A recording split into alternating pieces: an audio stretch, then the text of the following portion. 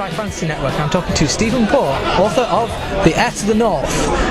Just tell us a little bit about the book and what it's about. Heir to the North is an epic fantasy about a young girl who joins a quest to remove the curse on a long-lost kingdom. The kingdom's been cursed by a warlock called Malasar.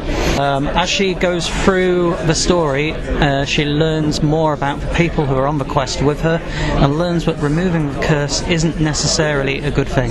What motivated you to first write the book? What was the inspiration behind it? We went to Morocco on holiday, part going to my sister's wedding, and going to Marrakesh kind of influenced a lot of the second half of the story. I already had an idea where I wanted to reverse some of the, do something with the basic quest tropes in fantasy.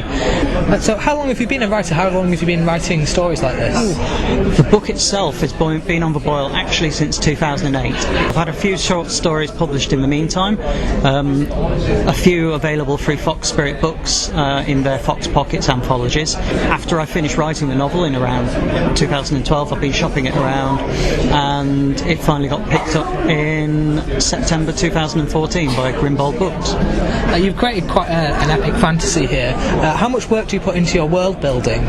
There's a lot, although it doesn't all happen at once. I kind of write by the seat of my pants, so I made up a lot of the world as I went along, but a lot of the world building kind of made it up as I went along and then meshed it all together at the final draft. What about the characters? How long did you spend developing the characters before you got started, or were you, again, fly by the seat of your pants, develop them as you're going? There was a lot more work on the main characters. When I originally started writing it, the main character Cassia was actually a boy, and the hero who was meant to remove the curse was a woman. Kept the name Cass and turned it into Cassia, and Meredith stayed the same, so Meredith's now a man. It seemed to work much better that way round, with Cassia as the protagonist rather than being as a boy. So what's the process been like, getting from first writing it to getting it published? It's been a long road. It's been to a lot of agents and publishers before it came to Grimbold. Got spectacularly lucky, really. I mean, a lot of publishing is all about luck and networking and talking to people.